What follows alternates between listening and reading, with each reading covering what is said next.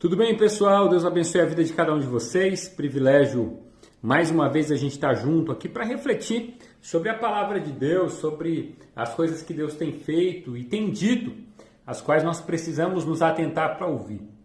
Hoje a gente vai refletir sobre o texto de Romanos, capítulo 1. Romanos, capítulo 1, dos versos 1 ao 7. O tema que eu trabalhei a partir desse texto na mensagem de domingo é encontro transformador. Nós precisamos ter um encontro transformador e nós temos às vezes um encontro que nos transforma. Então, eu queria ler o texto que vai do verso 1 ao verso 7 do capítulo 1, que diz assim: Eu, Paulo, servo de Cristo Jesus, escrevo esta carta. Deus me chamou e me separou para ser seu apóstolo, a fim de que eu anuncie a boa notícia do Evangelho de Deus. Há muito tempo, essa boa notícia foi prometida por Deus por meio dos seus profetas e escrita nas Escrituras Sagradas. Ela fala a respeito do Filho de Deus, o nosso Senhor Jesus Cristo, o qual, como ser humano, foi descendente do rei Davi. E quanto à sua santidade divina, a sua ressurreição provou, com grande poder, que ele é o Filho de Deus. Por meio de Cristo, Deus me deu a honra de ser apóstolo no serviço de Cristo, para levar pessoas de todas as nações a crerem em Cristo e a serem obedientes a Ele. Entre essas pessoas estão vocês que moram em Roma, a quem Deus tem chamado para pertencerem a Jesus Cristo. Por isso, eu escrevo a todos vocês que estão em Roma, todos vocês a quem Deus ama e a quem tem chamado para serem o seu próprio povo. Que a graça e a paz de Deus, nosso Pai, e do Senhor Jesus Cristo estejam com vocês. Essa carta foi escrita pelo apóstolo Paulo à igreja de Roma. Além de ser a maior carta do Novo Testamento, essa talvez seja considerada a carta mais densa, mais pesada, mais articulada, mais cheia de teologia, base para construções doutrinárias, presente ali no Novo Testamento. Há muita munição para a construção teológica nessa carta. E a carta de Romanos foi um instrumento, além de ser uma carta extensa, densa, cheia de ensinos preciosos para nós. Aliás, eu creio que todo cristão deveria ler a carta do apóstolo Paulo à igreja de Roma, uma carta muito importante. Mas essa carta foi um instrumento não só para a construção de bases teológicas, mas para a conversão de muita gente. Por exemplo, você tem a conversão de Agostinho através da carta de Romanos. Agostinho, ele era um professor de retórica e filósofo. Ele tinha uma permanente inquietação na alma com o problema do mal. Ele queria compreender essa lógica da maldade humana, do mal que estava dentro dele. E um dia ele foi visitar o seu amigo chamado Alípio, que morava em Milão. E ele estava tão angustiado com todas as suas inquietações de alma que ele teve que se retirar da sala para o jardim, pediu licença e sentou-se ali no jardim debaixo de uma figueira. E ali, sentado, tentando entender a sua angústia, ele ouviu uma criança brincando ali no vizinho, cantarolando a seguinte letra: pega e lê, pega e lê. Então Agostinho foi imediatamente buscar a Bíblia, né, o seu conteúdo para ler, e ele se deparou com a carta do apóstolo Paulo à igreja de Roma. E ele abriu no capítulo 13, verso 13, em que diz: comportemo-nos com decência como quem age à luz do dia, não em orgias e bebedeiras, não em imoralidade sexual e depravação, não em desavença e inveja. E sendo ele uma pessoa muito devassa, muito dada à bebedeira, à prostituição, Agostinho logo entendeu o problema da origem do mal e se converteu com aquele texto. O Espírito Santo trouxe luz à mente dele e ele tornou-se um dos principais teólogos da cristandade, alguém que teve uma influência muito forte dentro da igreja cristã. Não sei se você tem conhecimento sobre esse fato, mas a reforma protestante ela tem fundamentos bíblicos e teológicos baseados nessa carta. Aliás, Martinho Lutero, ele teve uma influência muito grande desta carta do apóstolo Paulo. Ele era um indivíduo extremamente perturbado pela culpa do pecado, aquilo consumia, aquilo angustiava. Ele era um monge agostiniano e professor de teologia em Wittenberg, ali na Alemanha. E foi pela leitura de Romanos que ele entendeu o sentido da justificação pela fé, que ele entendeu que o pecado não precisava mais pesar sobre ele. E isso foi fundamental, e esse texto, essa carta foi importantíssima para que fosse desencadeada posteriormente a reforma protestante. Tá? Então, quando a gente olha para a carta de Romanos, a gente precisa entender a riqueza e a importância dessa carta. Tantas outras pessoas fundamentaram os seus ensinos e o seu aprendizado a partir desta carta. Então, quando a gente olha para o texto, a gente vai ver o apóstolo Paulo escrevendo a igreja de Roma, a igreja que se formou ali na cidade e no polo romano. Então Paulo ele começa a escrever essa carta, porque Paulo nunca tinha ido à igreja de Roma, mas ele indiretamente foi um dos responsáveis pela concretização da igreja naquele local, pela plantação da igreja naquele local. Ele não conhecia a igreja, mas ele tinha influência sobre ela e um profundo desejo de ir visitá-la. Então esse é o contexto. Paulo não tinha um conhecimento profundo dessa igreja, mas é por essa igreja que ele demanda ensino, ele gasta tempo escrevendo uma longa carta, né, cheia de ensinos preciosíssimos.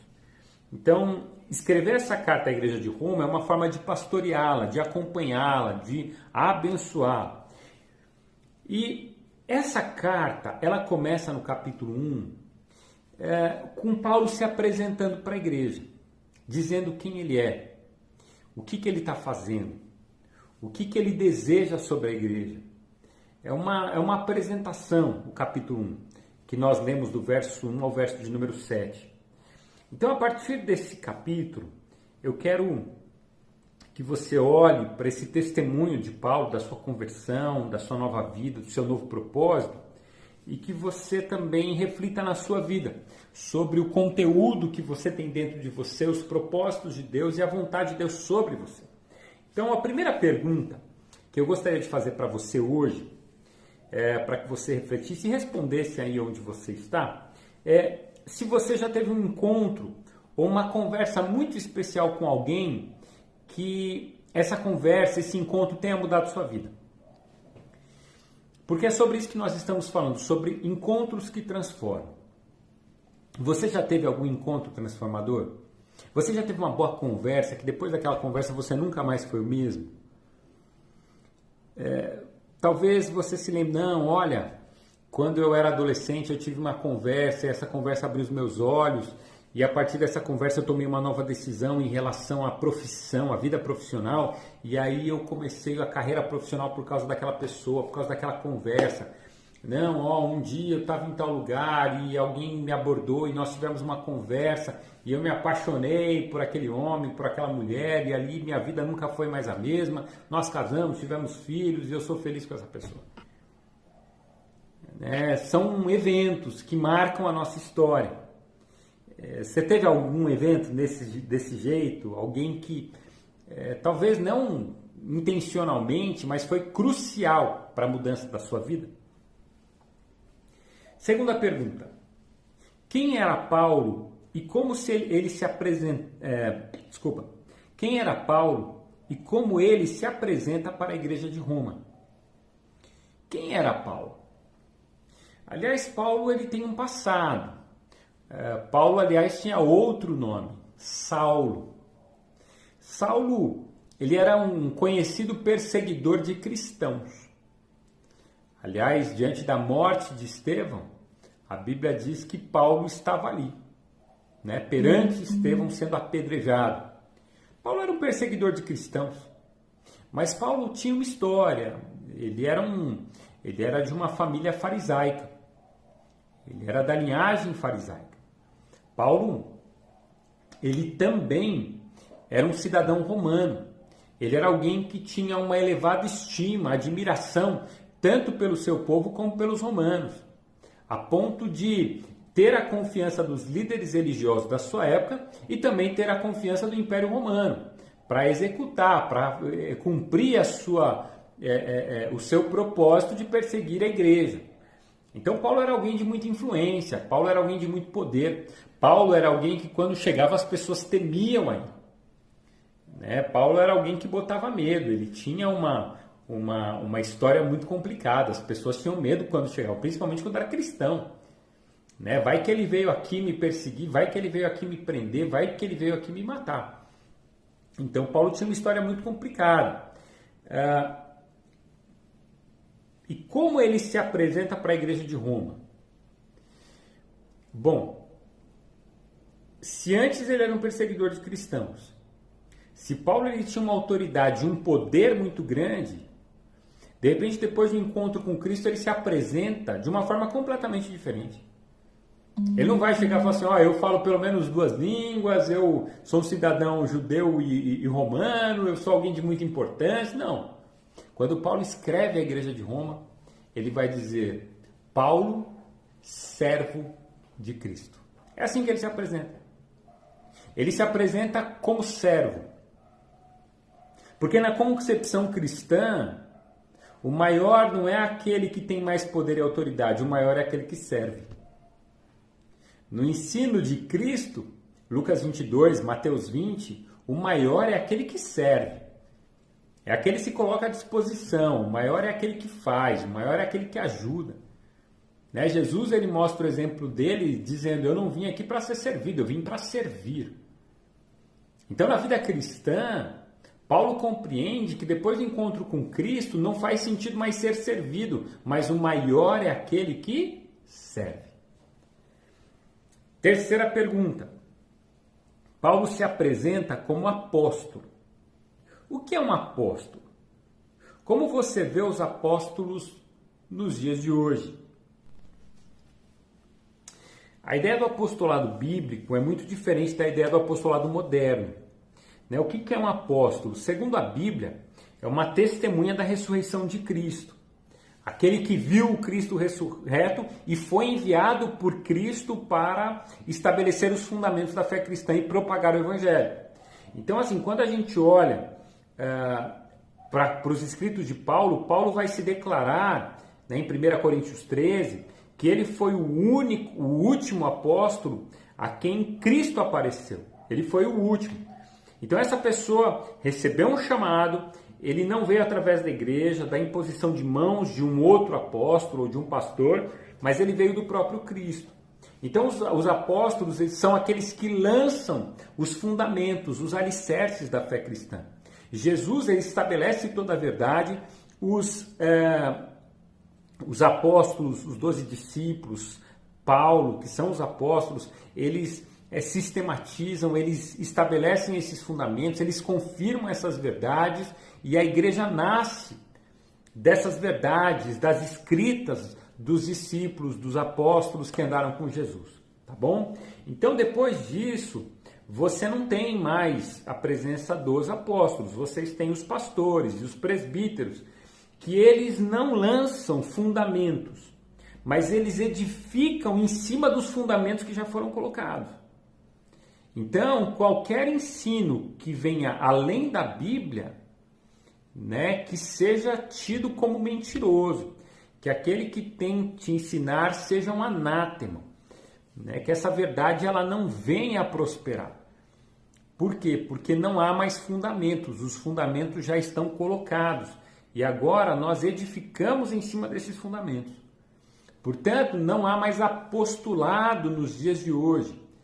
Né? Quando a gente fala da ideia do apostolado, o que mais poderia aparecer com isso seriam os missionários, o ministério missionário, tá? Que é muito diferente do que aquilo que a gente vê nos dias de hoje. Por quê? Porque o apostolado no dia de hoje é como se fosse um upgrade ministerial.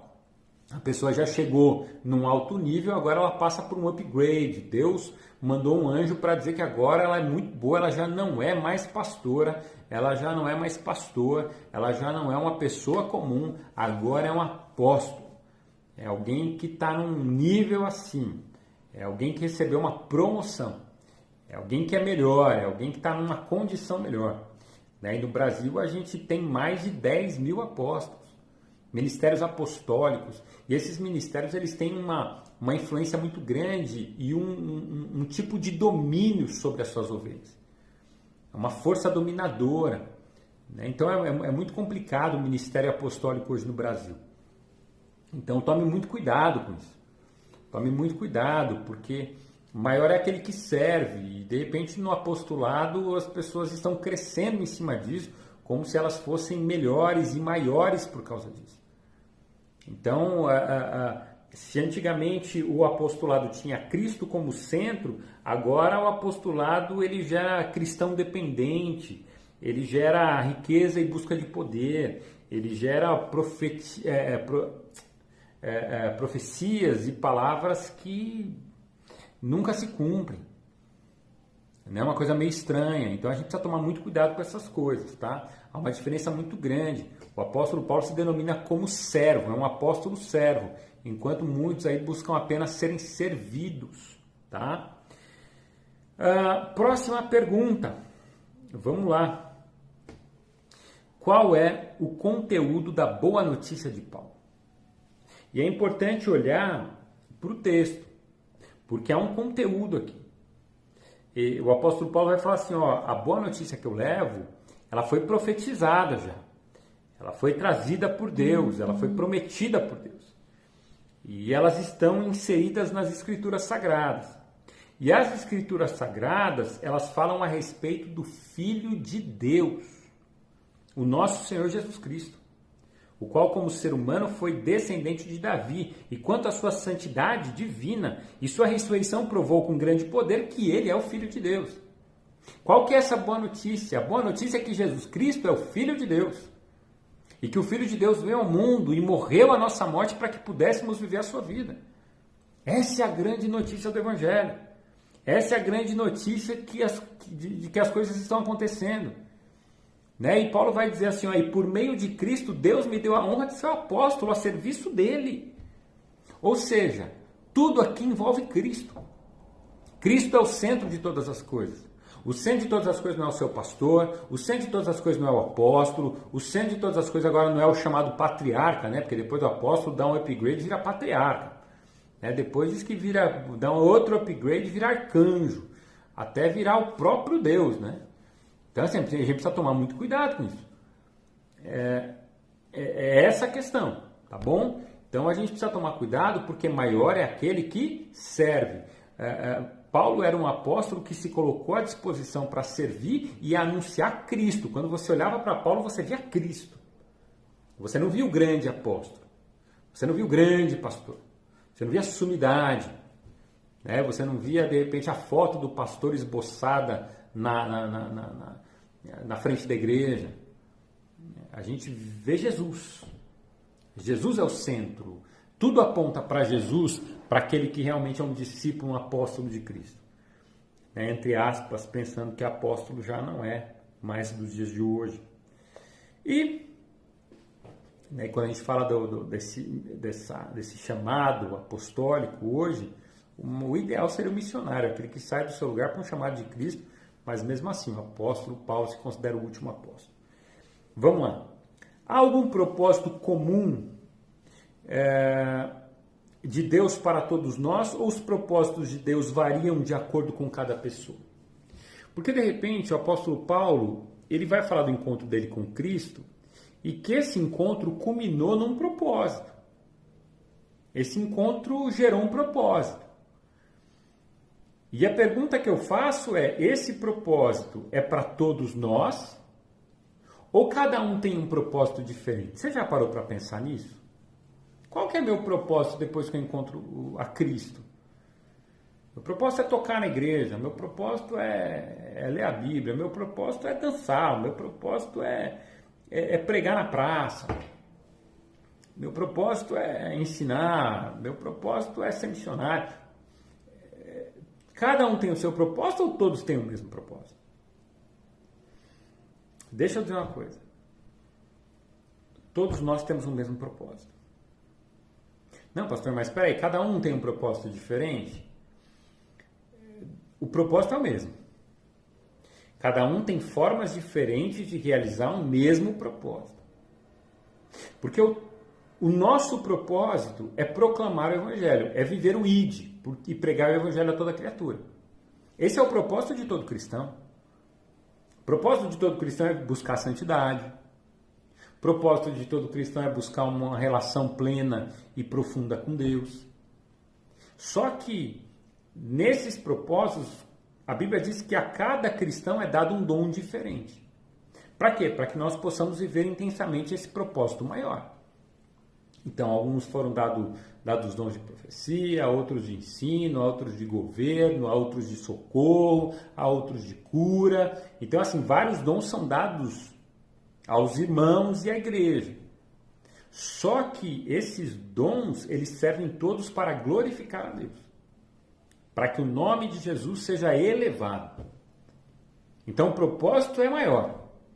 Aí cada um vai ter um propósito menor diferente. Não, meu propósito é anunciar Jesus cantando. Meu propósito é anunciar Jesus em outros povos. Meu propósito é anunciar Jesus ajudando. O meu propósito é doar cestas. O meu propósito é doar comida. O meu propósito é fazer uma caridade. Então cada um vai encontrando formas diferentes de proclamar Jesus. E não adianta querer que o outro faça da mesma forma que você faz, porque cada um tem o seu dom, tá? E a última pergunta: quem foi como Paulo encorajando você no início da sua vida espiritual? Quem que te ajudou? Quem que te abençoou?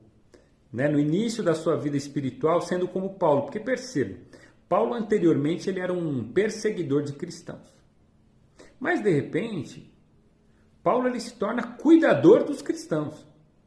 Então ele ensina, ele fala do amor, né, do amor de Deus por toda a igreja de Roma, ele exorta, ele chama a igreja para junto, ele abençoa a igreja, ele deseja a paz de Cristo, a graça de Jesus sobre a igreja.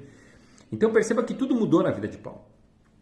De um perseguidor ele passa a ser um cuidador. Mas é interessante porque a gente começa a perceber que um dos propósitos de Deus para a nossa vida é que a gente cuide dos outros. Que a gente abençoe os outros.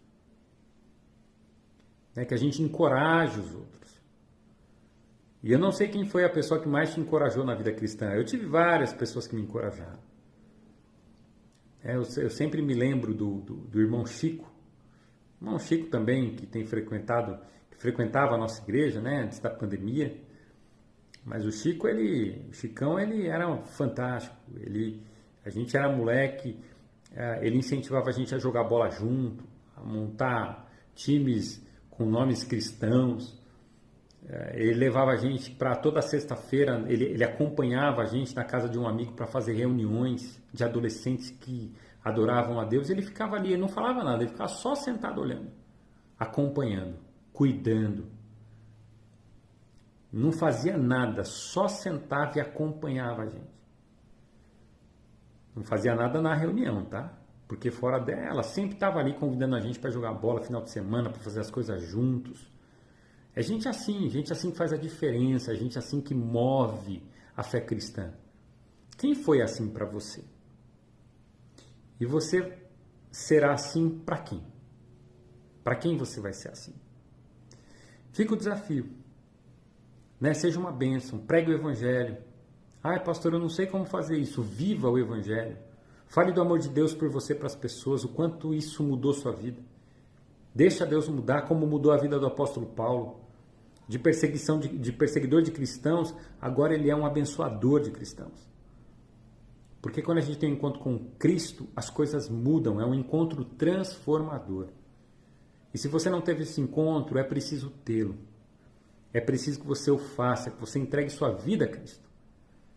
Você precisa ter um encontro com Deus, hoje é o momento. Ajoelhe onde você está e peça para que Deus se manifeste a você, entregue sua vida a Ele por completo.